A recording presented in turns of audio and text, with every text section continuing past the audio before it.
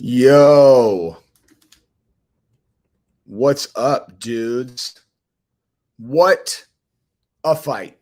Well, or what a series of fights, and yeah, a lot of notable things came out of that event. One in particular related to the title, having to do with if you were there, you saw this. It was one of the most it was one of the most awesome things I think I've ever seen at a sporting event. And yeah, reshaped a rule that I always think about related to how to behave in a stadium. But I'm going to talk about all the fights. I actually took notes. Like there's like a lot of stuff that I want to talk about relating to the fights last night. I'm going to talk about the Derrick Lewis thing, Sergei Pavlovich. Jesus, is that really that hard? Pavlovich? Good God. All my Eastern European friends are rolling in their graves. I'll talk about Anthony, the Kara France and Moreno fights, Amanda and Juliana, etc. Yeah, the ref knew he messed up immediately, but that was just one of those I'll just start there real quick while everybody gets on, because I'm sure everybody's heard everybody's opinion on the Derrick Lewis stoppage, but that was just one of those things. It was like a fluke, freaky thing that also is irrelevant, dude.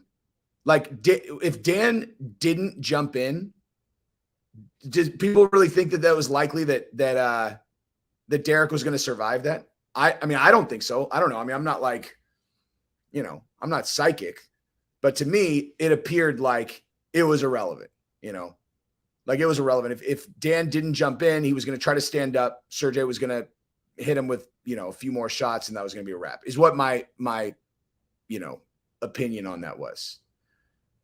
But the main point of the thing that I'm referencing about what you didn't see if you weren't live was the aftermath in the stadium after that late stoppage, which was the awesomest thing ever. Legit awesome. Because I am officially a Sergei Pavlovich fan now. He went from, man, the Americans are getting fucked tonight, to okay, damn, I don't think I'll ever be able to root against that guy ever again. But yeah, man, he's I guess actually I don't need to wait because it's super early, dude. So I might be waiting for imaginary people that are sleeping. But check it out. So yeah, so I'll talk about all the fights. But the thing and there was a lot of stuff that happened live. But the main thing that I'm referencing that I thought was the best thing ever was, so the Derrick Lewis, I mean, we're in Dallas, right? We're in Dallas. Derrick Lewis is from Houston. He's a huge star here. The only update on Anthony is his leg's not broken.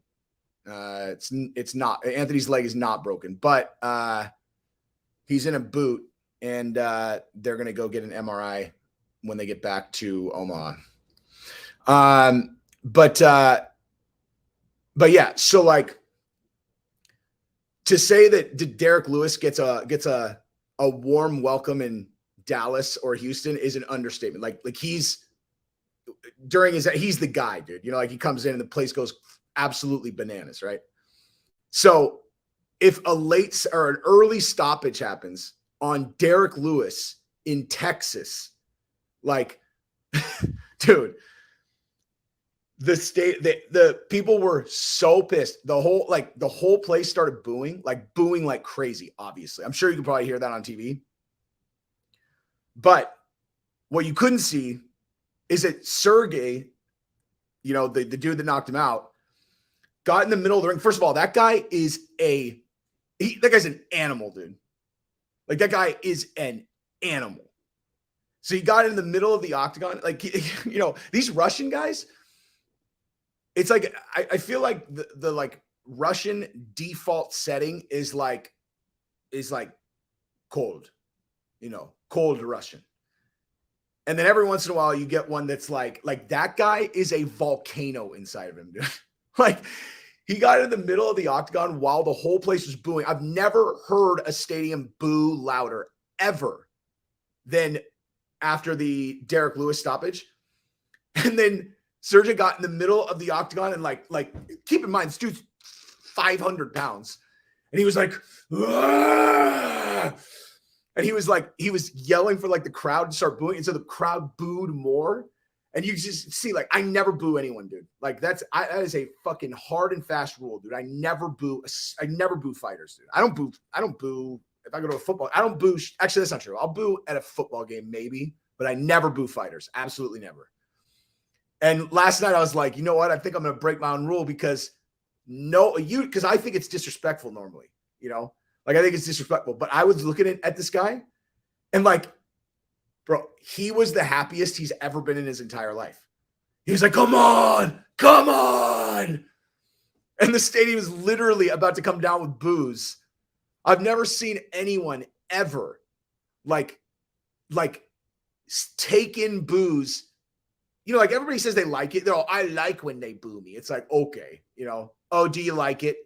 And like people, especially people who don't like it, they say they like it. Bro, that guy, if he had one wish in the world, would be that every fucking American boos him in his face every time that he sees him, dude. Like he loved it. He looked like a cartoon character, dude. His eyes were this big. Come on. I don't even know if I can even do it justice, dude. If you didn't see it, like it's hard to explain, but it was fucking badass, dude. Even if fuck Russia, that's a Russian that's a fucking badass. That was awesome. I'll be very excited to watch him fight now. Like that's be very excited to watch him fight. But anyway, so like so other stuff. So like I don't know, I think this translated onto, I would assume this translated onto TV. But like one of my favorite things to watch during events are like people like fighters walkouts, and kind of just get a gauge on where they're at mentally, psychologically, whatever, and just kind of get a read on them. I'm like, all right, I can feel what this guy feels right now. Like this guy, he's excited, he's nervous. This guy looks confident, but he's real, like he's nervous, like this is first fight in the UFC. Like I can like kind of feel what they're feeling like. And then some guys just look stone, relaxed, whatever. And then every once in a while, a guy comes out to a fight and you look in his eyes and you're like, holy fuck. Like this guy's not losing tonight. Like this guy is not losing.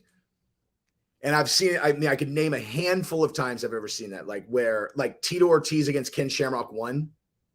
But you could, I mean, forget about the skills, purely on Tito's mindset going into that fight.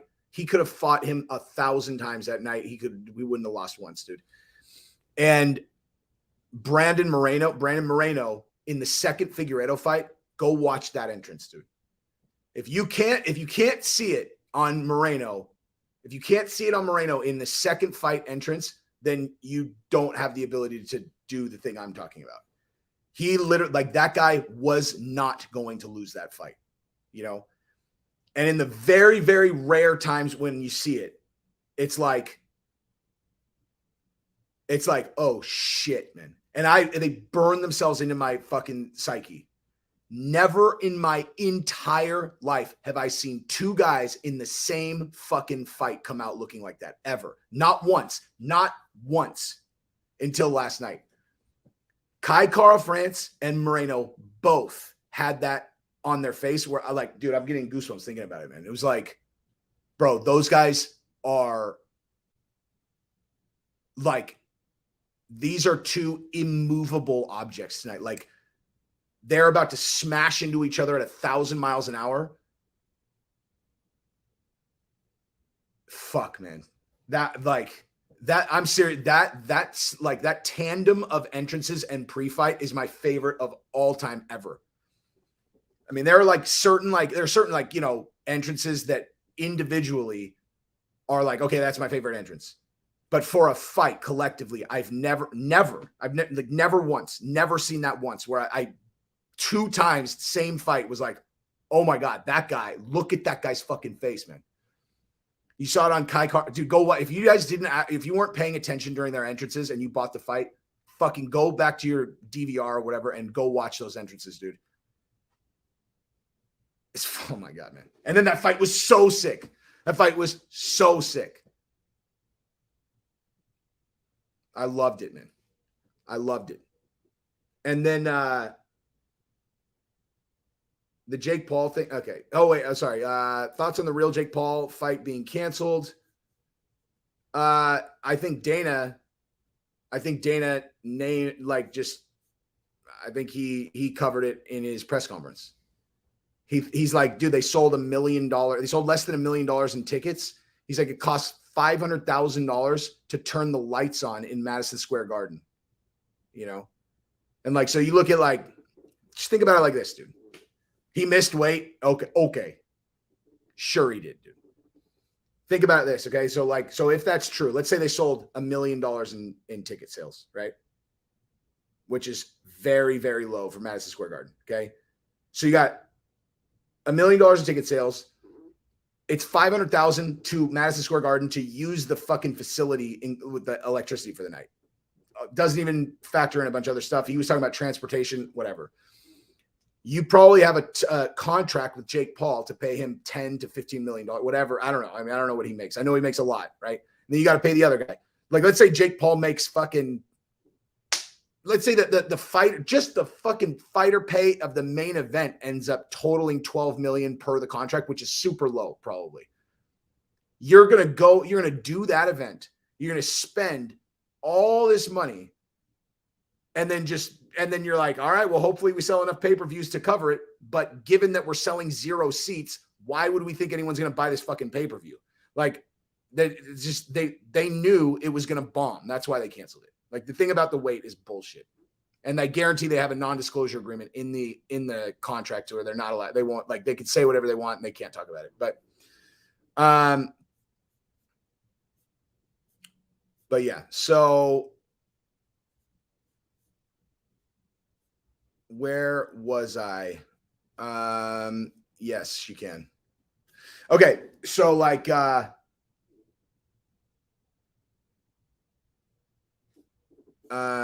yes, your end. Because someone else just super chatted a second ago. Okay. So like, so basically in the Moreno fight against Kara France, like those guys are so fast, dude. And Moreno, dude, Moreno is not only good, but he's got this thing about the way he fights that's amazing. Like Kara France, perfect example. Like that guy is incredibly fast. He has excellent fundamental striking, right? Like he throws fundamental striking. Moreno is doing this thing where he is he's intentionally changing his boxing fundamental or striking fundamentals so that he doesn't look like everyone else, to where he's doing that. He's constantly throwing misdirection, dude. Like literally just constantly, he's doing all this stuff with his hands. He dips his head, but then he comes with an overhand. He throws that, he throws this punch from this angle. Then he comes up, he throws it from a slightly different angle. He's turning it over. All the things he's doing are all intentionally to not be, for his opponent not to be able to pick up patterns or to be able to recognize what's coming at them early. Like, it's fucking awesome. He's super, super fast. That it's like the Nate Diaz effect. That's the reason why Nate Diaz has always had, decent success on his feet when, like, when you're kind of watching, you're like, I don't really understand why this works. It's because it's like it's unpredictable. It comes fucking all over the place. It's like, he might throw an arm punch at you, or he might throw like you just have no fucking idea what's what's coming there. And Moreno is doing that and weaponizing the same thing, but he also has a really stiff jab when he throws it. He should throw that jab more, though, in my opinion. But well, I mean, at least last night he should have thrown it more because, Kai throws so many like looping overhand rights when he closes distance, or just in general. Like, he actually has a pretty good jab too when he throws it, but most of the time he was throwing like a, you know, kind of a big looping punch and because he's so fast that like Moreno, if he stuck his jab in his face a little bit more, he would have had to think about it. It's neither here nor there. I mean, obviously he won the fight, but man, the way that Moreno transitions from striking to grappling too, dude, that guy is such a fucking savage, man. He is such a savage. But what else? Then like, what was the other? Oh yeah. And then like, so after the fight, when they brought in Figueiredo, first of all, that was weird. The fuck was that? Like, they're all right. Yeah, look, bring in Figueiredo, bring him in. It was like, all right. Cool. And then he just gets in there and he's just like standing there. He's all, Moreno's just talking. Moreno's just doing his speech, and Figueiredo's just kind of like, all right, I'm standing here. I'm not going to be disrespectful and just like grab the mic, but I am here if anybody wants to talk. And I couldn't really, like, you know, when you're like live, I couldn't really hear. I assume what he said was something to the tune of an apology or something. Like, I heard him kind of say sorry or something, but like they end up kind of in this like respectful, like, you know, okay, we respect each other. Now we're going to fight a fourth time. And Chael, I haven't watched it yet. I saw Chael did a video and it was like, I don't know, about it being a bad face-off or something like that. And, you know, like, I don't know, like, yeah, he said one painful face-off. I haven't watched it, so I can't really comment on what's in the video, but like, I would assume that Chael's going to say something like, there's no money in, you know, like there's no promotion in friendship, right? Pete Carbone, thank you very much. That was a surgical liver kick. Bob, thank you very much, man. So yeah, I mean, like basically 99 out of 100 times I agree on that. And again, I don't even know if that's what his point is. I just read the title. But 99 times out of 100, I'm like, why would the answer in public be anything other than conflict? You know? Like I said, when I was talking about the Dustin and Conor thing, where Dustin's kind of like, he's not on my radar. I'm like, why not just say he's definitely on my radar, and I definitely want to, like, you know, get in a loincloth and go into the forest and fight him to the death over a fucking bone. Like, I don't understand why. Like, you're just saying words. Like, you're on fucking camera. Like, what is the? I mean, you're doing this for money, I assume. What is the financial upside in Conor's not on my radar? Zero. What's the financial upside in I want to go into a jungle and fight Conor to the death? A pretty fucking big one, you know? So like normally, hey, we're friends now. We respect each other when they're hyping a fight is like, yeah, I mean, it makes no sense. And honestly, as I'm saying this out loud, because the point I was going to make was that it kind of works in this case. Like, Moreno's such a good kid, dude. Like, he's like such like a good dude. You know, he apologizes to this guy that he's fought twice. He's 1-2 against, or, you know, and then 1-1 in a draw. And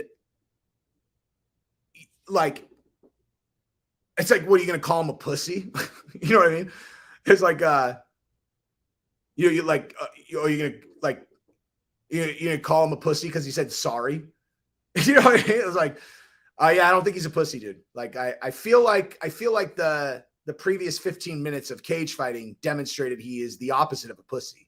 So, but wait, so Chael, okay, wait, hang on. So Chael's video is more, nobody wants to see that fight, and it won't be a main event. So yeah, I don't know, dude. I don't know. Chael probably has a better, like, you know, finger on the pulse of like casual fans. Like, you know, like for me, I can't fucking wait to watch that fight. But, you know, I'm not a regular person. But Moreno is very, very popular. But again, people at UFC events are all hardcore fans. So maybe he's just popular among hardcore fans. I don't really know. Who knows, dude? I know that, like, again, like, it's like Chael said in the video the other day that, like, the stats are 70% casuals, 30% like hardcores now. But yeah, I mean, he's right. You can't, like, I mean, who knows, dude? Fucking this Amanda Nunes and Juliana Pena fight. Who the hell thought that would have done well? And, like, it sold out. It's fucking sold out the Mav Stadium easily. I don't know. I haven't really been paying attention to what pay-per-views have been selling. But, like, what else? What other fight are you going to do?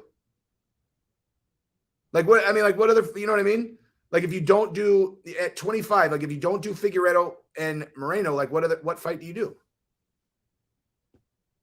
You know,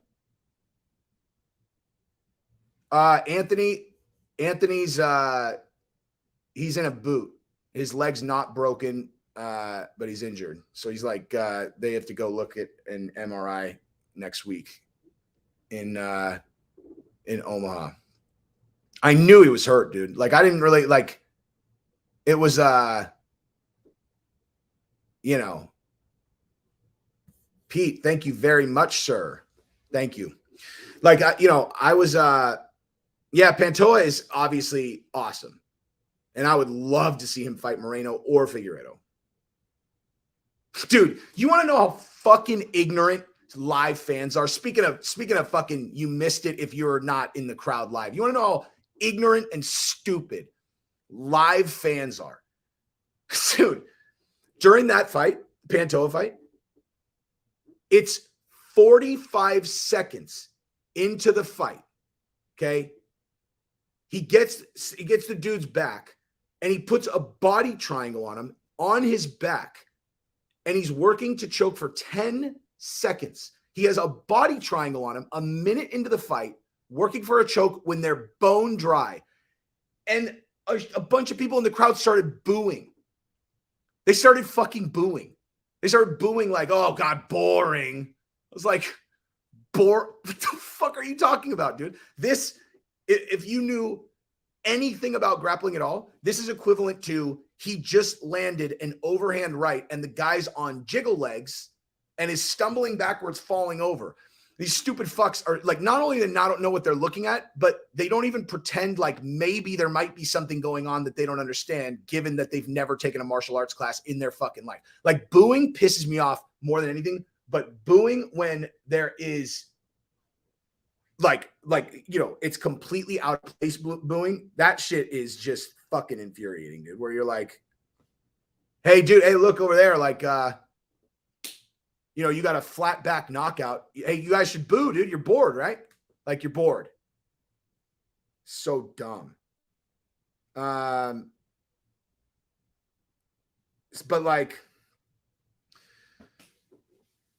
yeah, anyway. But yeah, Anthony's like, I know, at least from where I was sitting, it looked like it was like there was a weird moment in the first round where he just like sat down into guard, you know, like where he like laid on his back in guard. I think it happened right then. Like, it had to have happened like right, because he's never done that before. You know, he's never done that before. But yeah, I don't know. I talked to Danny last night and they had just left the hospital and that's all they knew, that it wasn't fractured, but he's in a boot. But dude, in all honesty, like that fight was going fine until he injured his leg. Like the fight was fine. It was good. They were dead even. And then he fucking hurt himself. And then it was like, you know, and he came out in the second round completely fucking injured, you know.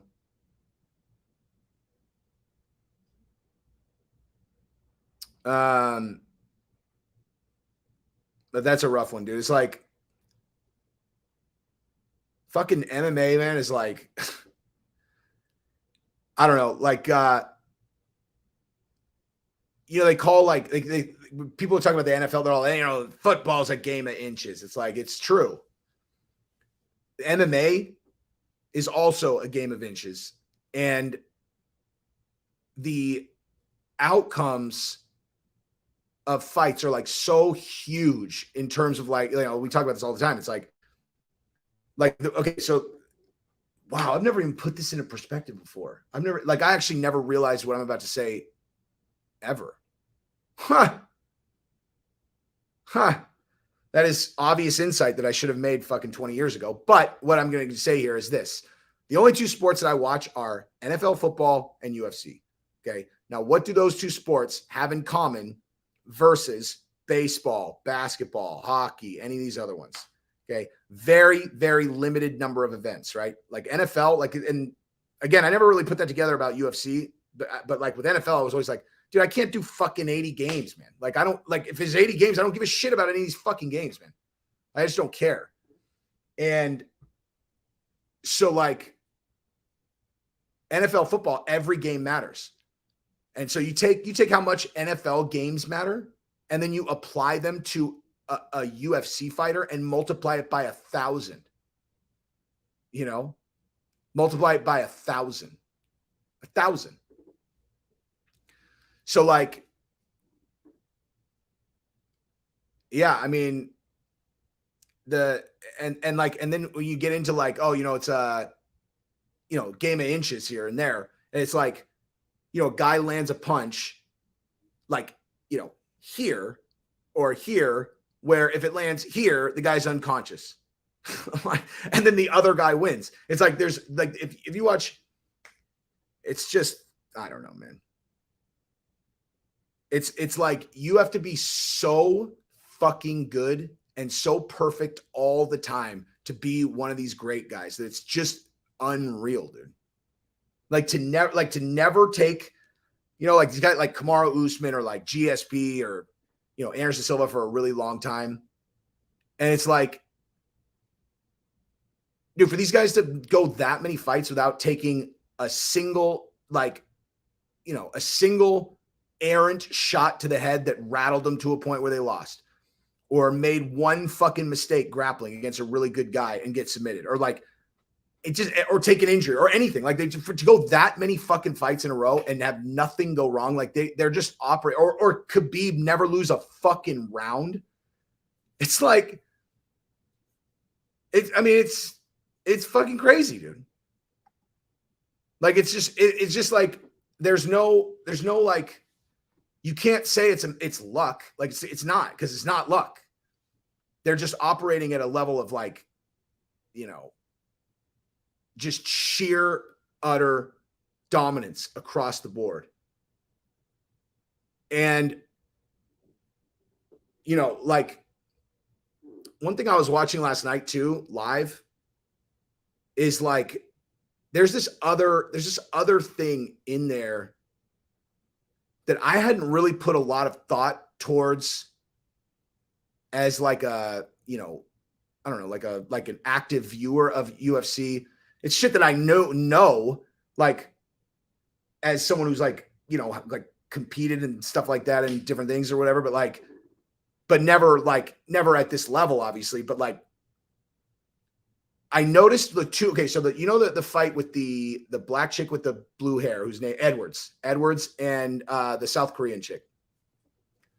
Like, I was watching them fight, and I looked, and halfway through the second round, I was like, bro, Edwards is in outer space right now. Like in her focus, like she's in fucking La La Land right now. Like she's throwing strikes and stuff on pure, like, I do this every day. This is what I do. Like, there's no heightened level of intense focus from her at all. If anything, it's the opposite. Like, she looks like me in the back half of a second jiu-jitsu class in a row, where they're like, they're walking through things, and I'm like, fuck, I'm like, so what time do I need to get to the blah, blah, blah? And I look, I'm like, oh, fuck, what the hell are we doing? It's like, oh, we're doing, doing whatever. It's like just ADD in real life. I'm like, dude, that's what she looks like to me. And so I started paying attention to the rest of these, like the rest of the fighters. And there are certain fighters who have it's like this, like, tremendous focus in there, like incredibly heightened focus, which seems like that would be obvious. You get into an octagon, you fight a person full throttle, you would have heightened focus, but it's not. That's not like, What I'm saying is the ability to maintain that focus through an entire fight is an enormous, enormous skill that some people have and some people don't. And like, these guys like Khabib and them, like, dude, they just, and fucking Kamaru, they never lose focus. They never make like big enough mistakes that they cost them the fight. It's just incredible, man. Now, speaking of Khabib, before I talk about the Nunes fight, here's one thing that I'm going to say right now. Okay. To any and all Russian fighters themselves and or coaches or friends of Russian fighters or Brazilian fighters or any other type of foreign fighter, any other ethnicity. Okay. You will never, ever find a larger financial reason to learn a language than you will learning English if you're a fighter in the UFC. And I say that not as like, oh my God, this fucking guy doesn't even speak English. I'm saying if you're a student of the game that you're in, a student of the combat sports business, which is what you are, you're a fighter, but you're in the combat sports business. You're getting paid, right? Like you're getting paid to do this. So you're in the combat sports business. Like the correct play, if you're an independent contractor, which you are in any sector, is to immediately go look at what other people have done. What have the most successful people in the thing that you're trying to do right now? What did they do? And is that something that I can also do? And that's not just fighting. That's anything. Anything that you do, that is the correct equation. And so again, I will go over to Khabib. Khabib spoke no fucking English when he got to American Kickboxing Academy. None. Zero. Not one word of English when he got there. Okay. Now, one thing that I would bet my fucking life on, if asked now, is, do you think that one of the reasons that Khabib wanted to train in America is so he could learn English? Because he's so fucking smart and he's an absolutely brilliant fight game mind, that he knew that speaking the language is such an enormous advantage in your career that was a priority for him. I would bet my life on it. And the reason I could feel so comfortable saying that is because I've talked about this a million times about Khabib, where it's like people say, oh, Conor's Conor's amazing at hyping fights, which of course he is. Conor's incredible at hyping fights. Chael is incredible at hyping fights. Correct. Of course. Khabib's the most underrated fight game participant. Fight game. I'm not talking about the fights. I'm talking about the fight game, which is promoting your fights, talking your way into the types of the specific matchups that you want. Being able to navigate the combat sports, like as an example, if you jump the cage and your boys have your back and they get kicked out of the UFC, being able to use leverage to get them back in the UFC. But mostly just knowing how to position himself and what to say to drive the outcomes that he wanted. I honestly think he's the most underrated guy, like fucking in the history of the sport at that. I think people just think of Khabib as like, oh, he was just this fucking Russian Terminator that never lost any rounds. And that's why he did as well as he did. Not only do I disagree, it's just fucking wrong. Like, it's just like that. This is not even an opinion. It's just fucking wrong. That's not correct. So look at Khabib. What did he do? Learned English and then played the game. So I'm not trying to be a dick. I understand it's hard to learn a new language, but fucking learn English, man. And I'm not again, that has nothing to do with any specific. I'm talking about as a fighter in the UFC, your ceiling is massively lower if you do not speak English 100 out of 100 times. Anderson Silva could have been a bigger star if he spoke English sooner when he was in his prime, period. He was a big star. He would have been a bigger star if he fucking spoke English. Jose Aldo would have been a bigger star if he spoke English. Charles Oliveira will be a bigger star if he speaks English. All these Russian fuckers, Magomed, Sergey, if they learn English, they will be way way, way more successful. It's like I can't like Pete Carbone. Thank you again, dude. Much appreciated. Yeah, dude. If you guys would go like the video, I would greatly appreciate that, dude. Thank you guys. Thank you, David. Yeah. I mean, look, like, think about it like this. I think Chael was talking about me on his channel the other day. I think he was like, this is how I interpreted a video that he did. He was talking about, he said something about other YouTube channels saying that they understand the fight business. And then he specifically referenced something that I said in a video, and like, but he was saying like, you don't know shit about the fight business. And I was like, fuck, that's flattering. If he is talking about me, that's incredibly flattering. But whether he's talking about me or not, I do understand the fight business. Now, am I saying like, oh, like, hey, well, Jesse, go fucking put on a successful event? Of course not. I'm not saying I'm not saying I could walk in and do Dana's job, but I understand the fight business 100%. And as a person who understands the fight business, I will say the following. The outcomes that you want are not driven by Dana, because Dana makes his decisions based on a specific set of criteria that he has no control over himself. And that is, what do the fans want to see? Who do the fans want to see? Right? Like, if the fans like demand to see this person fight that person, and both guys want to fight, like Dana makes that fight. If the fans demand that this person fight for the title, then Dana will have him fight for the title. That's why when people are scratching their heads going like, geez, Louise, man, how is that guy in line for blah, blah, blah? It's like the algorithm that you think determines matchmaking is not the one that determines matchmaking. Like, you're not playing in the fucking, like, the Sweet 16 of the Final Four. There's no direct line to the championship. That doesn't exist in the fight business. There's no like, oh, well, if I beat this person, then I get to beat this person, then I beat this person, then I beat this person, I'm the champion. That's not how it works. You get a title shot if you win so many fights and beat so many guys that it's absolutely undeniable. But the only reason you would have to do that is if you failed so utterly in connecting in any capacity with the fans that the UFC is like, you're not doing your other job. I don't know if they say this to these guys. Like, I don't know if they say it to them. You know, I would imagine they don't, right? Like, I would imagine that they're not like, I mean, why? I don't really know what that conversation would sound like. Why am I not getting a title shot? It's like, well, listen, behind closed doors, like, listen, man, you're not doing anything to promote yourself. I mean, maybe they do that actually. I don't know. Maybe they do.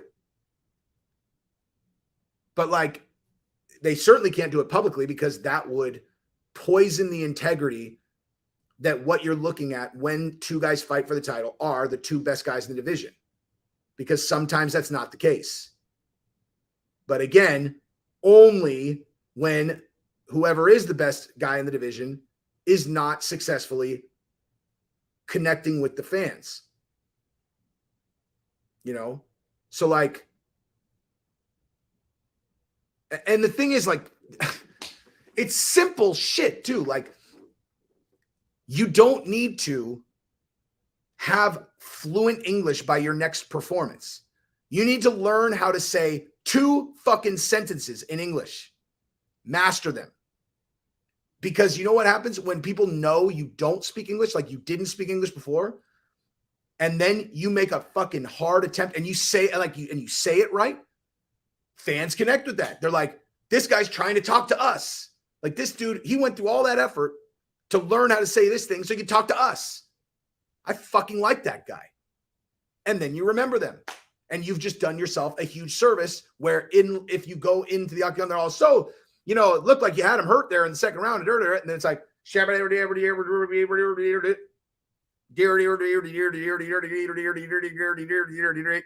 And then you have some dude that's fucking completely monotone. He's all, yes, I had him hurt, and I thought that I was gonna. It's like, Jesus, bro. You lost me. Okay. I am disconnected from your story now. You know? I don't like, I'm and like I can look at guys and I could tell that if I spoke their language, that they're like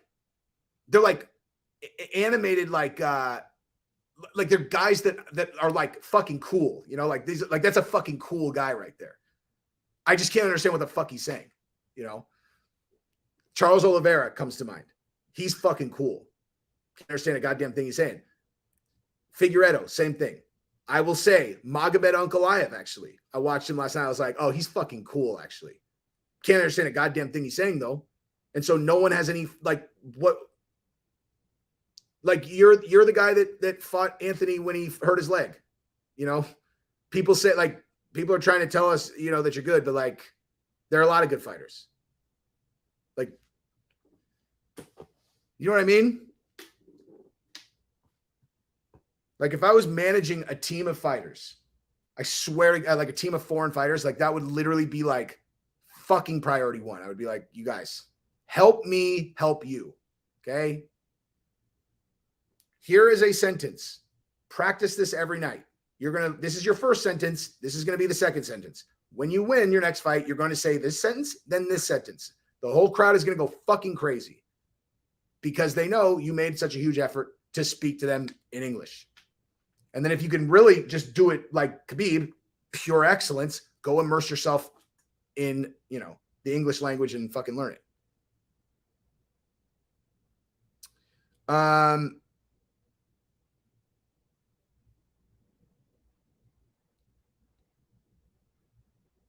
What else do I want to talk about? Oh my God, Amanda Nunes. So, shit, I should have put this earlier in the fucking video. So, a couple things about that fight. Number one, here was my immediate take after the fight. Verbatim is what I said. I said, those are the two hardest bitches on earth right there. Literally, like Amanda and Juliana Pena are the two hardest bitches on earth. Like those women are fucking gangsters, man. I was about to say a sentence that as it was about to come out of my mouth, I know I've said this before, so I can't say it again, but I was going to say, I've never had more respect for a person who lost in a fight than I did for Juliana, but I've definitely said that in the last year, and I can't remember who it was, but nonetheless, it's like, dude, Juliana was not only not out of the fight, but legitimately attacking to win in a fight, like all the way to the end, in a fight that she lost 50-43. And she's dangerous. Like it wasn't like she was just like, you know, just try to, like she had, like Nunes had to be, you know, she's a black belt in jiu-jitsu. She had to like use high level jiu-jitsu strength and you know, to free her arm. She almost got her arm trapped fucking 3 or 4 times. Can you imagine if Juliana Pena fucking finished Amanda Nunes with a fucking omoplata in the 5th round? She had her in an omoplata. I was like, dude, that would be the craziest shit ever, dude. But she had that one arm bar where she had rolled her over. Dude, Amanda was in fucking real trouble right there. But like, yeah, I mean, dude, I whatever Pena existed before, I have no insight in that. The Pena that fought Nunes twice is a fucking savage, dude. Like a fucking savage. And Amanda is dude. Like, so I will fully acknowledge that sometimes I like to like make assumptions about why a fighter did a thing because it would be so fucking badass and inspirational if it is why they did it. So I will fully acknowledge that there is a high probability that I am doing that towards Amanda right now. but not for sure. Because I was thinking about it this morning and it was like, Amanda literally like she knocked down Pena 5 times, right? Like she knocked her down 5 times. She's having tremendous success on the feet. If she's not tired, she's not going to get seriously hurt by Pena's striking. So why is she taking her down? You know? So like it's possible, it's possible that the entire like, you know, it's possible that the entire like thing was just about like conserving cardio, making, you know, she had won the first 2 or 3, whatever. And then she's just like, I'm just going to take her down and, you know, throw some elbows, whatever. But I don't think so, because very, very quickly upon taking her down, she was in trouble. Like Juliana's way more dangerous off of her back than she was standing up and throwing punches. Right. So the way I interpret all that, it's like, okay, so Amanda in the first fight, how did she lose? She lost because she like overexerted herself. She didn't train hard enough, so her cardio wasn't there. And then she got submitted. Okay. So you got 3 factors: didn't train, bad cardio, and got submitted. Right. So those are the 3 things. Those are the 3 question marks coming out of the last fight. Right. In this fight, after knocking her down over and over and over, she never barrels in to go put her down, right? Almost making a point that she's being smart about conserving her energy, right? She fights all 5 rounds, making a statement that like, fuck you, my cardio is golden, dude. I just did 5, no fucking problem. And given that she had chances to finish the fight and didn't, kind of feels like maybe she wanted to do a 5-round fight to be like, fuck all of you. Look at what I did. And then when you consider that she got submitted in the previous fight, maybe the reason she was, you know, laying in an incredibly dangerous fucking guard for 3 rounds was to prove she's like, this bitch can't fucking submit me. You know, like she can't submit me. And she let her keep trying because like, otherwise and that's the story I tell myself, is like, she literally just wanted to address those things in this fight because she did, whether she meant to or not. But like, because otherwise it's like, what the fuck are you doing in her guard, man? You know, like you might have, like, you know, Amanda did a good job and escaped, but like, if you're weighing risk management, there is no way that the risk was lower in Juliana's guard than it was with Juliana, like just standing in front of her, unless Amanda was getting tired. But I mean, she's making a point, right? She's making a point. My cardio was off. My cardio's on. I did a poor job, you know, conserving my energy. I conserved my energy and made it 5 rounds. I got submitted. Fuck her. She can't submit me. You know? But nonetheless, like, dude, Juliana is such a savage. And I saw someone right in there, they got to run that back. And I said the exact same thing after the fight, which is fucking crazy if you really think about it. Like, Amanda won 50-43. 50-43 on one of the fight cards. Or on the scorecards. Have you ever in your life heard, like, you know, more than one lunatic ever say, oh, you should run that back about a fucking fight where you had multiple 10-8 rounds? And I mean, never. Like, that's just never. That's it. That is as decisive as it gets. Now, that said, they are now 1-1. So, and the idea that like here's the thing. The idea that Pena did not demonstrate a skill set that is like, what am I saying here?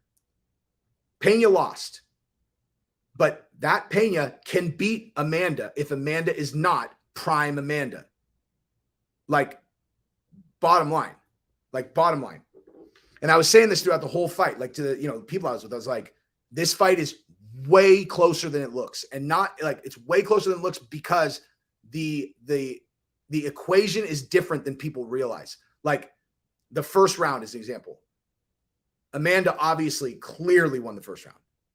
But that round, in the way that Juliana's viewing the fight, was not a loss. Like, that was not a lost round to Juliana. Because Amanda is fighting for the scorecards or a finish.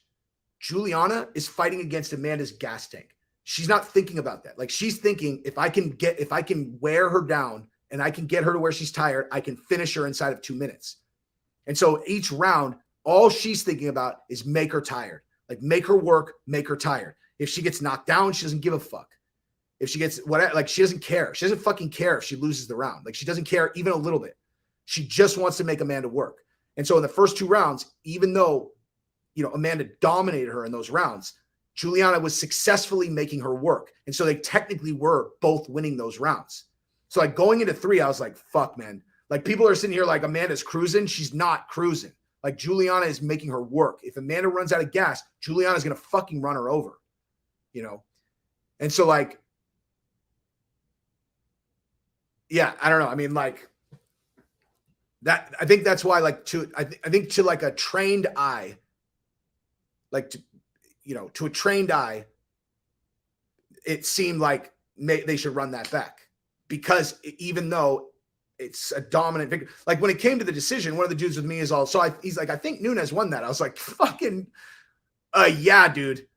I mean, fucking 1,000% Nunes won that. If any scorecard gave that to Pena, they should fucking take the person who did the scorecard and throw him in a fucking river with no life vest. But nonetheless, that doesn't mean the actual fight was not closer than that, because they're fighting different fights. Pena's not trying to win on scorecards. Amanda's not, like, they're fighting different things, dude. Now, in the 4th and 5th round, when Pena realizes, like, Amanda's she's not going to gas out, and I have to submit her. Like, and she went for broke. It's really fucking impressive. It's a really impressive performance. She never looked discouraged at all. Like, Juliana Pena is an incredibly impressive person, dude. Like, really fucking impressive. Yeah, Nunes dominated, but she had to work to dominate, is the point. And if she didn't have her cardio in order, she'll lose to Juliana. That's what I'm saying, is if she comes in with mediocre cardio, she'll lose to Juliana, who she dominated last night. Like, that's the one place where she cannot even she can't be off against Juliana.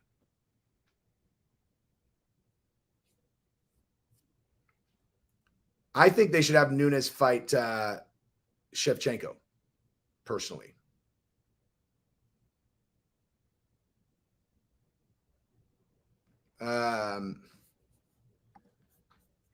Pete, thank you very much. Would you rather see Nunes paying a 3 or Nunes Valentina? Oh, God, Nunes Valentina for sure. Fucking 1,000% Valentina. But that said,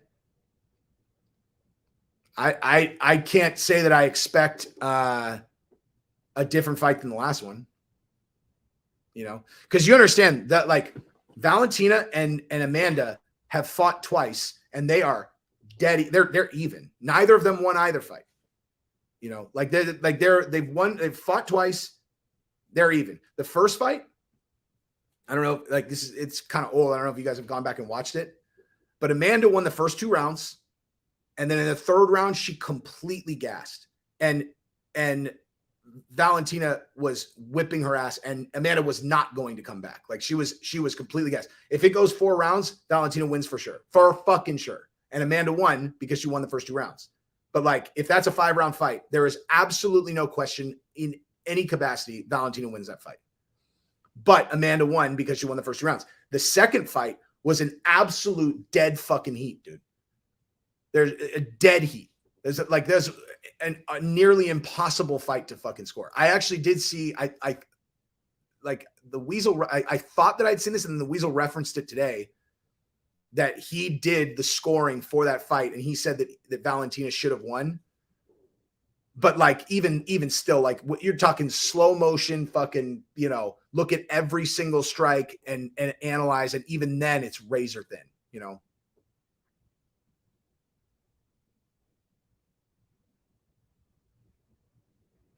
I'm going to actually put this up just because this is so fundamentally incorrect that I have to.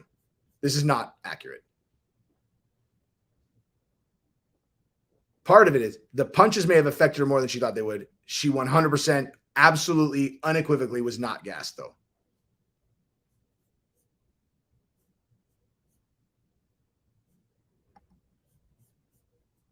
Valentina probably won the second one. She definitely did not win the first one. She would have won the first one if the fight continued in the fourth and fifth. For sure. For absolute sure.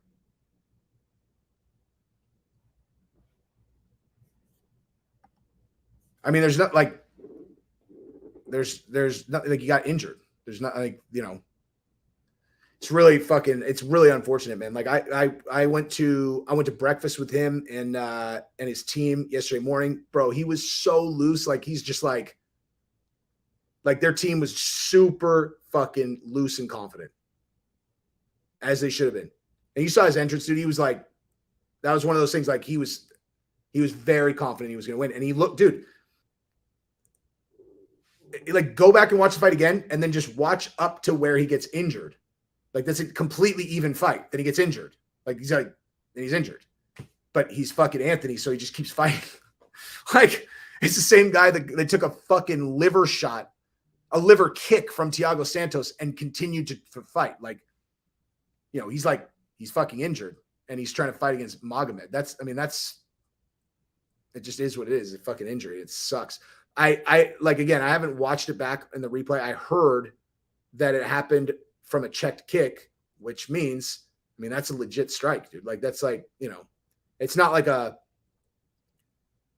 a guy checks a kick and a guy breaks his leg on the check, I mean, it's not the same as catching a guy with a head kick, but like, I just mean like in terms of like a dude, like, I don't know, like running around and celebrating, you know, like when Cannonier checked Anderson Silva's leg kick and it broke his leg. I don't know. It'd be weird to like be all, yeah, even though you should. Like, that's the thing is like, you should. Like, you don't accidentally check kicks, dude. You know, that's the thing is like, if a kick gets checked, that's because you recognize what was coming fast enough for you to put your leg in a position where you're going to check the kick rather than eat the kick. Like that's what are we doing in there, dude? What are we doing in the octagon? It's like they're doing like you're demonstrating martial arts skills. Like what's a more crystal clear fucking martial arts skill than the ability to pick up what kick is coming and then put your leg in the perfect place where you're going to hurt them when they kick you, you know? So I'm not saying it's just like a, you know, like a fluky non-injury, but like still a fucking leg kick. It's not like, you know, or a leg check. Nunes Aljo Sterling is the fight. I will say that I think there are 135 pound in the UFC. I mean, there are 100%, absolutely 100%, 135 pound professional male fighters that Nunes would fucking dirt. And I mean like a lot of them actually. I'm not sure if any of them are in the UFC though. And honestly, like one of the big like I wasn't ever really sure where I sat on that, you know, just, I don't really know why until I watched that footage of the the ONE FC Muay Thai champion. That's the girl who's 17 and she's the world champion. She's a fucking monster, dude. She's an absolute fucking monster. You go watch some film on her, like look up like, you know, ONE FC 17-year-old Muay Thai champion, and then go watch some of her film if you've never watched her, bro. She is she's so fucking vicious, dude. But I saw sparring footage of her against this dude who's a professional, and she just folded him in half with two liver shots, just folded him in half. And I was like, damn. I don't know why that should have been shocking, since I've seen plenty of girls like that are obviously super vicious, but it's like professional to professional. Like this dude's a pro, she's a pro, and she whipped his fucking ass, you know?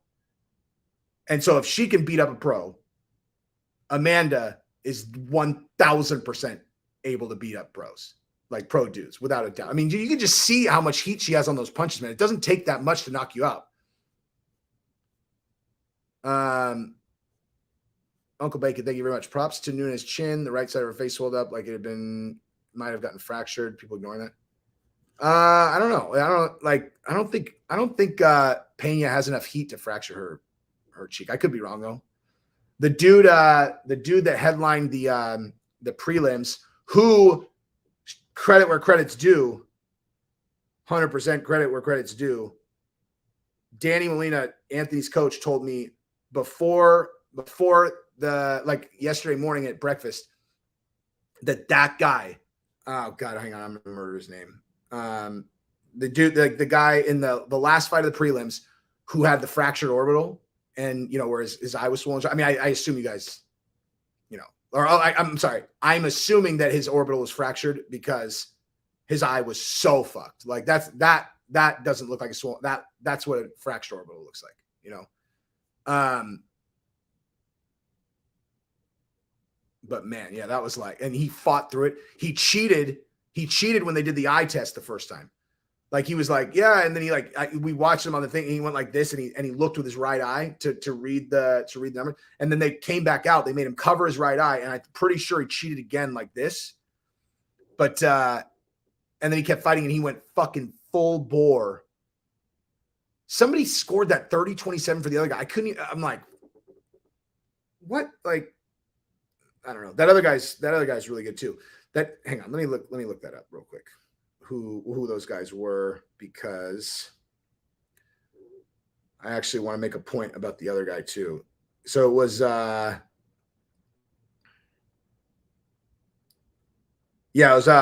Moreno and Matthew Semmelsberger. And Semmelsberger is the one who fractured his orbital. But the thing about Alex Moreno or Moreno or whatever is that, like, yeah, Moreno. If you just saw him standing, right? Like, if they took like a snapshot of him in the like, if you saw him just, oh wait, hang on. Pete Carbone, thank you very much. James, I know you're joking, but only a casual would not understand how talented and dominant Aljo is. People just like fucking with Aljo, dude. He's very, very good. He made Sandhagen look like he wasn't even there. But yes, I've been punched by a girl. Not a professional fighter though. So anyway, but like, if you just took a snapshot, like a picture of him standing there, and you just looked at his stance, you'd be like, oh Jesus, I'm sure this guy's just fucking waiting to pull guard. You know, like, he's like, his setup, like just his base setup is so fucking weird, like so funky and weird. It's all like bow-legged and whatever. But then his striking is actually really fucking good and like really effective too. He threw a fucking wheel kick at him, dude. He looked like the dude who's the dude in Mike Tyson's Punch-Out that's got the fucking rose in his mouth. Don Flamingo. He looked like fucking Don Flamingo. You know, like when he first started, I was, you know, and he obviously has a really vicious, like, you know, jiu-jitsu pedigree. So I just assumed he's like a jits guy, but fuck, dude, like, from that super fucked up stance, he is fucking good, man. Dangerous. I mean, I don't know how he would do against like a world-class striker, but like, I mean, if you told me that guy had a fucking legit wheel kick in the arsenal with that stance, I would have been like, yeah, right. But he's good, dude. He's tough as fuck too, man.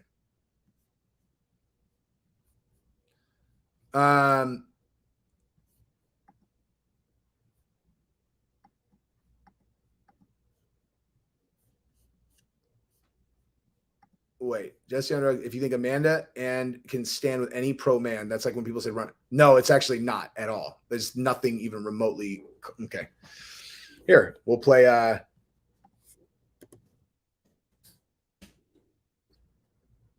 so here's what we're gonna do. So you're saying a woman can't stand with a professional dude, right? Like that's the statement. A girl can't stand with a pro dude. Okay, so watch this.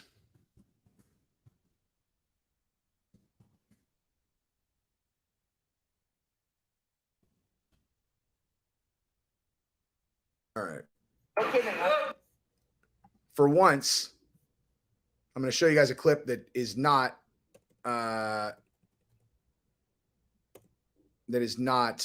going to get me banged up on whatever. So this is me winning an argument. Ready? Watch.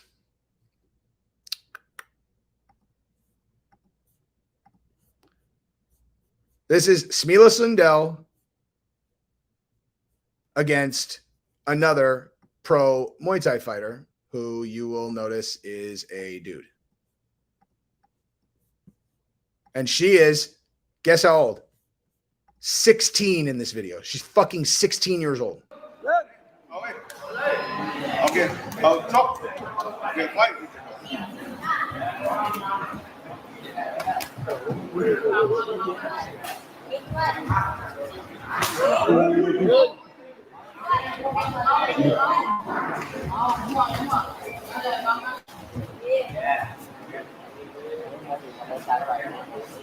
She's now the ONE FC world champion. Unsurprisingly. And she's only 17 now. Or she might have just turned 18. I don't know. But like, knee. Left knee. She's a fucking animal, dude. Smell it. Body shot, left hook. So this is only another minute long. And in this minute, she's going to knock him down. Did you just see that fucking kick, by the way? Oh. Good. Watch her face. Watch her face after she knocks him down right here. Body shot. Oh, how's that taste, Doc? How's that taste, guy?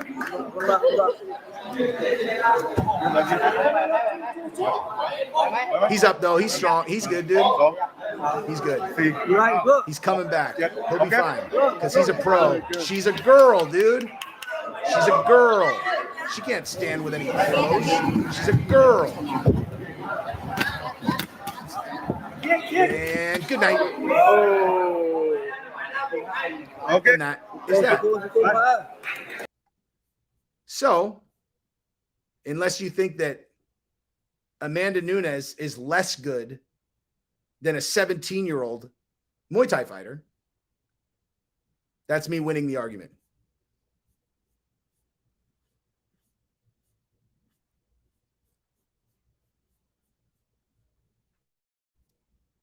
How is it not evidence? He said Nunes couldn't stand with a professional dude. I didn't say in the UFC. I said 135-pound dude professional. And by the way, just so we're clear, this is a conversation I've had with many UFC fighters who are 100% on my side. They're like, dude, she would dust most of those guys. Like guys outside the UFC. We're not talking about like your typical fucking 135-pound girl fighter. We're talking about Amanda Nunes specifically, or Valentina. I can't remember actually if we were talking about Valentina. I think we actually were talking about Valentina, now that I think about it.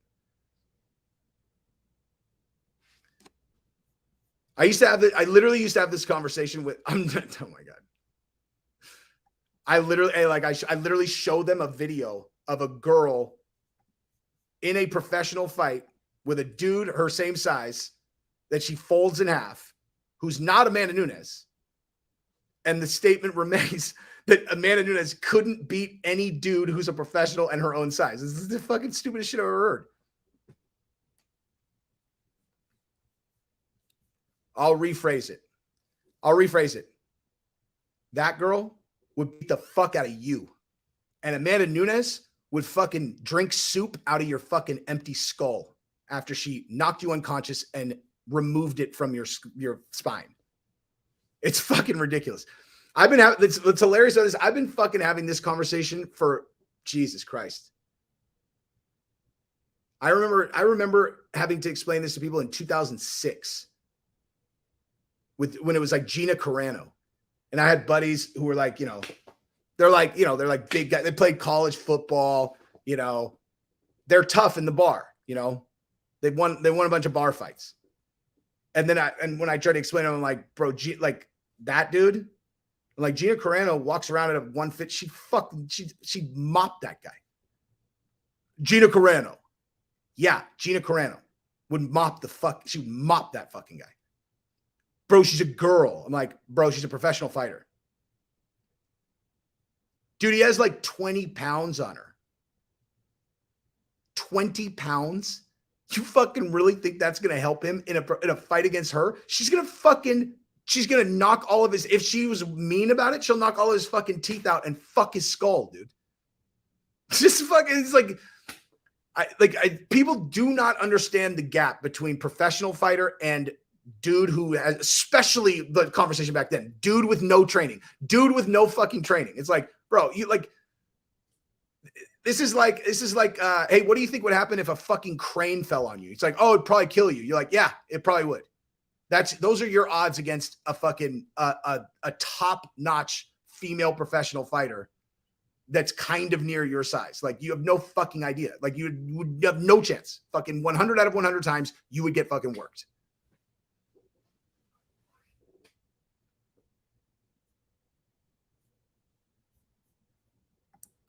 Who the hell said anything about champion girl against champion boy? Of course the champion boy would smash her, and of course. Like what? Of course, obviously. I said she could beat most or, some 135-pound professional dudes that are not in the UFC, is what I said.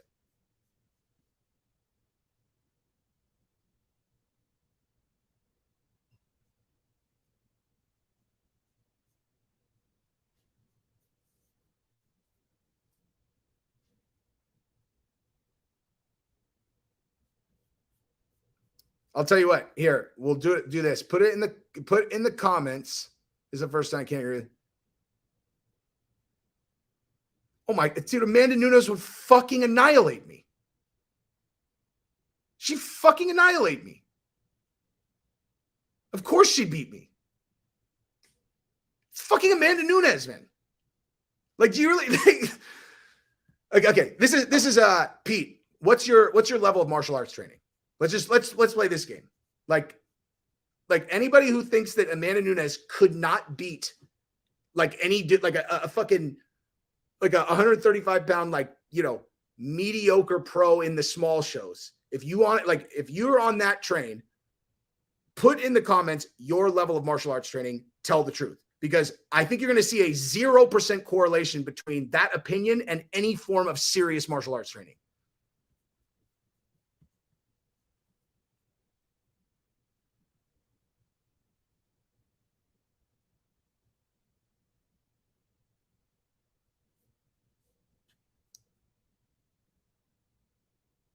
Wait, hang on.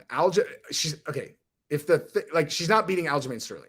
If that's what people are saying, she's not beating him. Like, no, she's not beating fucking Aljamain Sterling. We're having two different conversations, dude.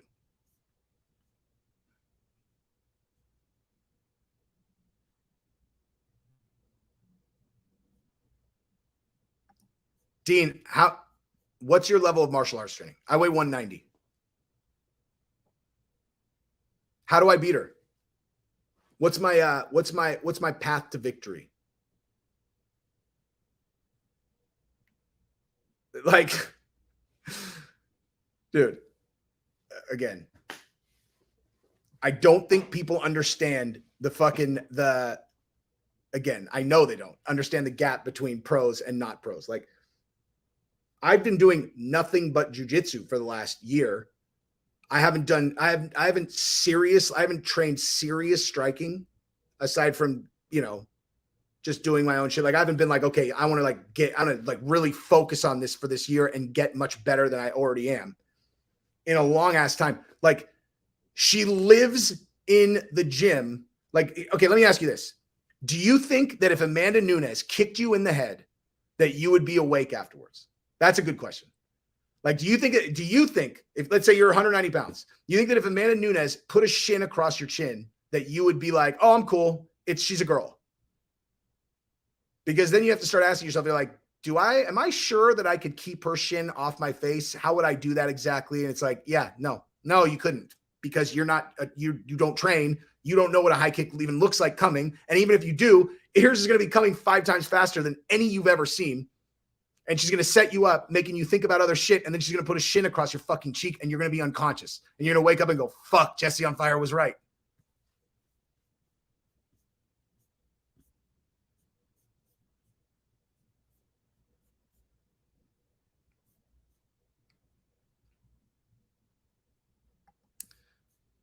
Okay, here. Oops. What I was talking about was basically, now if I'm really like now quantifying this, I'm talking about like a low level, mid to low level 135-pound pro, definitely not in the UFC. I'm talking like in a small circuit show, like a whatever, a kind of going nowhere 135-pound professional dude.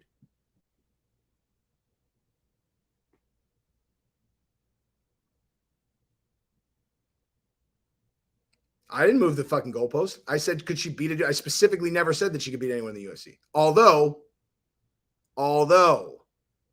I have heard dudes in the UFC say there are dudes in the UFC Amanda Nunes would beat. But that's not what I said. Hey, you know what's easy? You know what's really good? Is when everything you said is on video. So you can go watch and see if I changed the goalpost at all, because I didn't. But none of you guys put your martial arts training in, I noticed.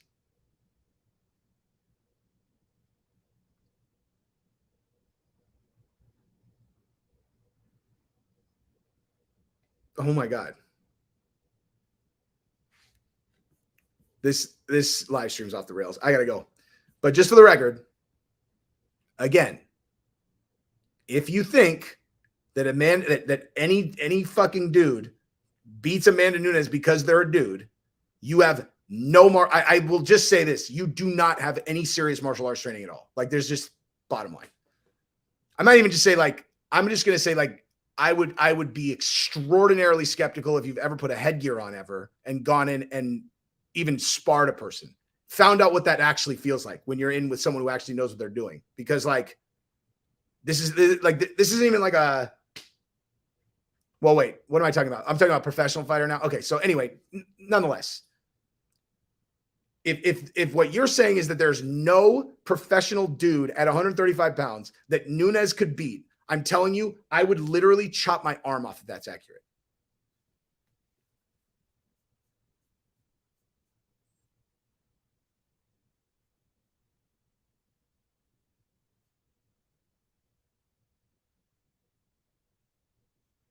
Dude, look at you, bud. Good job, bud. Never give up. That's why, dude. You refused to give up. You refused.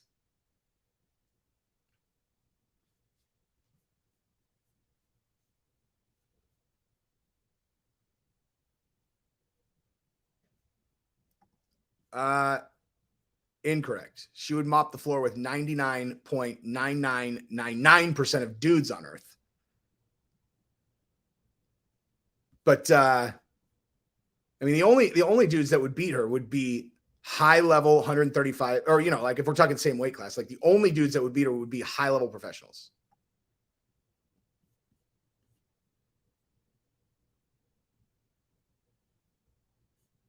Okay, you specifically, Retribution, in the comments, your martial arts experience. How many years? What martial arts? Where did you train? Who do you know? Prove it. They're going to out-wrestle her. They're going to out-wrestle her. Awesome. Okay, so we're talking like just so, like knowing her, like, so every pro has grappling, like just, maybe you also just don't know, like, that there are like a lot of pros out there that aren't very good. Like in terms of like, they're not very good.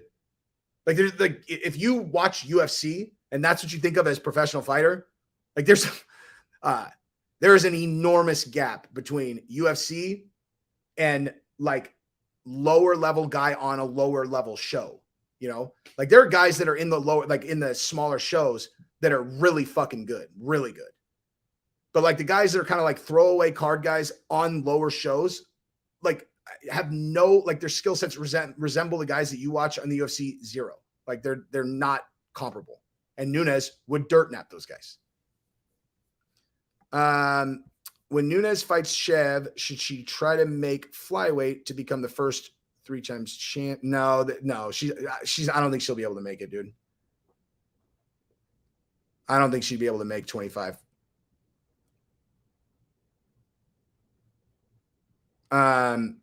It's. I mean, sometimes it's hard for her to make 35. I think. I mean, I don't know. Has she ever missed weight? I don't know, but I don't see her. I mean, I think her body kind of looks like she could make 25, but why? You know what I mean? Like why? That's like torture. If anybody does 3, like goes for 3 belts, I think they'll be going the opposite direction. You know, this is not like MMA math. Dude, this is so funny. I haven't had this conversation in years, dude. Like I like the amount of time that I spent on this conversation in like 2006, 2007 is ridiculous. It was like an absolutely astronomical amount of time having this conversation. It's fucking hilarious that I'm having it again. But you know, it's I don't. Again, there are fucking zero people that have ever like trained that are on the other side of this. The 100% of them agree with me. Just think about like have you ever done like, well, just take it from me then. Okay. I'm really fucking strong. I'm really fucking fast. If I roll in jiu-jitsu against a super high level girl who I have fucking 40 pounds on, if she's like a black belt girl, dude, I am not beating her in jiu-jitsu. Like we could roll 1,000 times. Like I'm not going to win, dude. Like the skill gap is too big. Now, in some cases, like, you know, if I could punch them, they'd probably be in fucking trouble. But like in a jiu-jitsu fight, like what am I trying to demonstrate? The skill, like martial arts, like we're talking about martial arts. I think you guys think we're talking about like fighting or something, like some chick in a bar and some dude in a bar. We're talking about martial artists, like actual lifelong gained skills and athletes.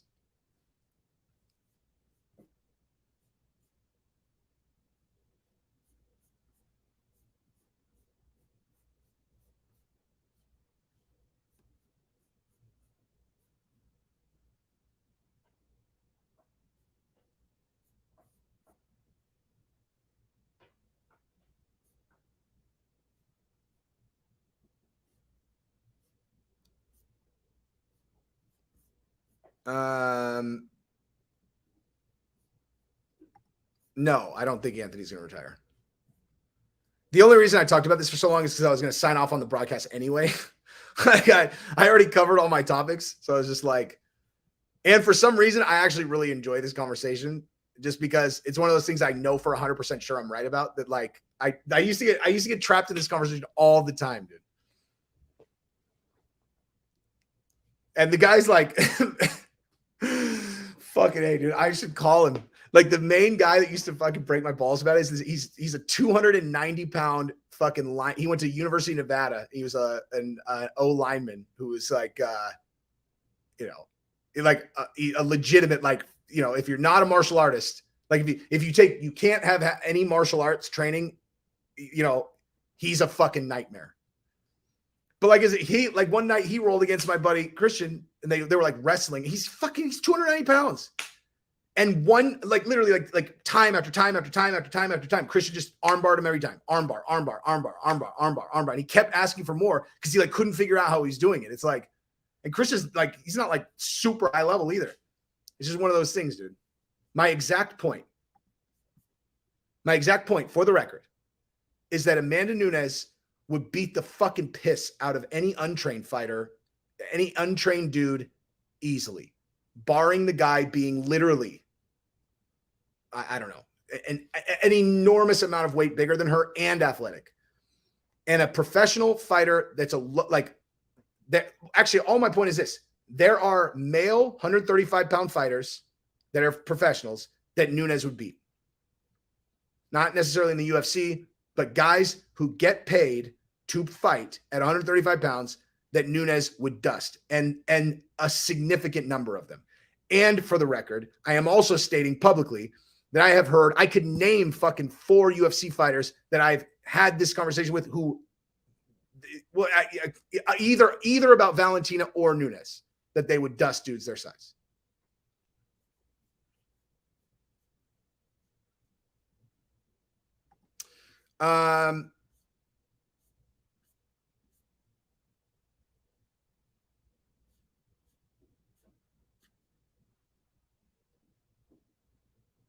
Derrick Lewis, early stoppage, but he was going to get finished anyway.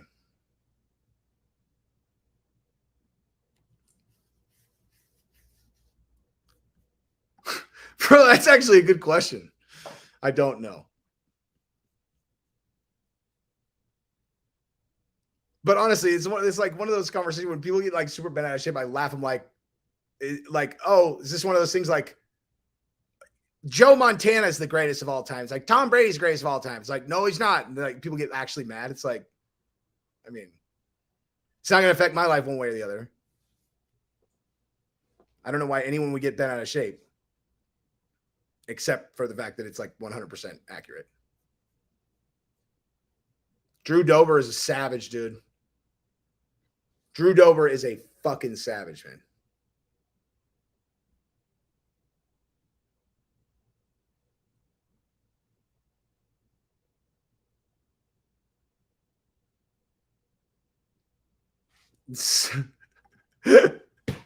Dude. Again, you know what? Oh, fuck.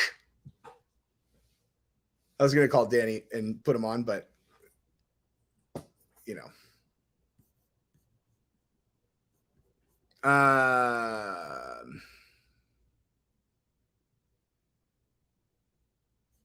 Dude, that guy, I'm telling you, that was for anybody who missed the beginning of this live stream, that was like my favorite thing that happened last night was, well, I mean, not like, you know, but like was how they, you know, early stoppage on Derrick, and then the fucking crowd was booing so much. And that Russian dude, literally, I've never seen a person relish in boos like that dude did. It's fucking awesome. Anyway,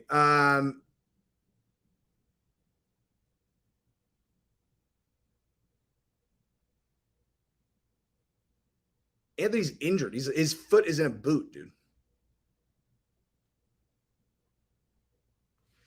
I can tell you personally, I fell off my skateboard going 20 miles an hour, like my electric skateboard, and I smashed my wrist so fucking hard. Like I was riding to the train that I took to San Francisco every day. Like this is, you know, I don't know, a few years ago, 2 years ago, 3, whatever.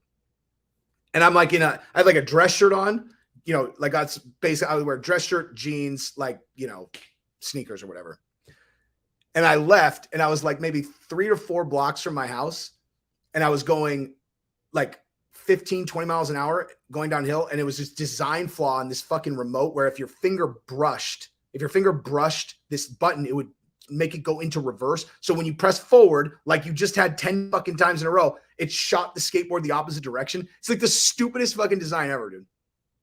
So I'm going downhill 15, 20 miles an hour, and I press forward like you do, and it shot the other direction. And I fucking flew forward going 15, 20 miles an hour and landed absolutely just dead on my fucking wrist and hand. Covered, like, dude, shredded my shirt, blood everywhere, like just fucking bleeding everywhere. Like my wrist was broken for sure. Like I was like, it hurt so fucking bad. For sure broken. Go home, you know, Gabrielle's like, she's like, oh my God, what the fuck? What happened? I was like, I fell off my skateboard. You know, like I'm in dress clothes and shit, like looking like a fucking teenager that just like fell out, like jumped out of a moving car.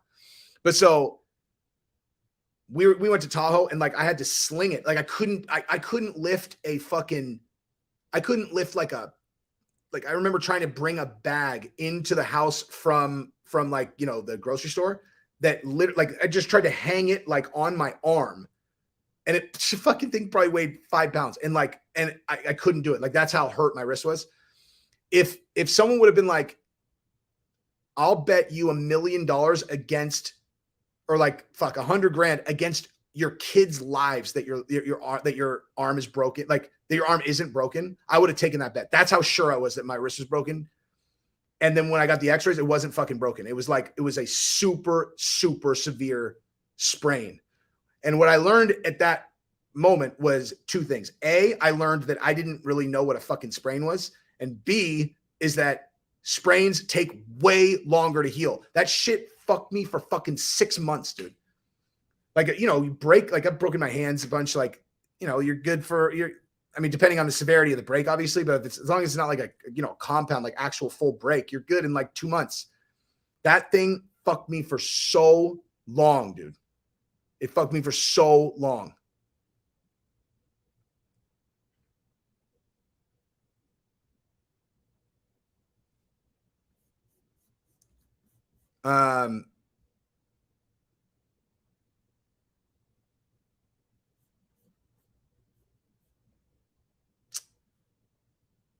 Sprain. I mean, so the electric skateboard that I have, it's called a Meepo. It was an old design, but basically it was like the boosted board, except the Chinese version. Well, that's how the company started, and then they ended up making them better than boosted. Dude, Meepos are so sick. But on the old remote, they just like, you know, because they're like stealing, you know, in hindsight, like they're stealing the designs, and then they're kind of like, oh, maybe we'll just, well, and they just throw fucking reverse on there.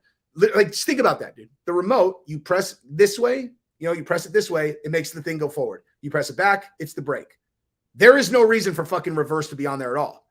And then like, they just had this fucking reverse button, and like, yeah, and it was so sensitive, your finger would just brush it.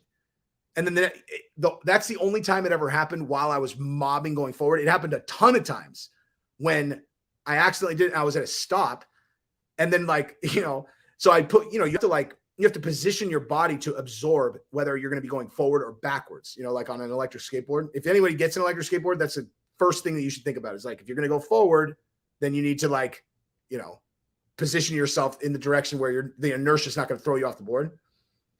But so if you position yourself in the exact opposite direction, it just throws you off. And that had happened to me like 5 times where I'd be going from a stop, usually at a fucking stoplight where there's like 100 cars that saw it, you know, like I'd be like, all right, let's go.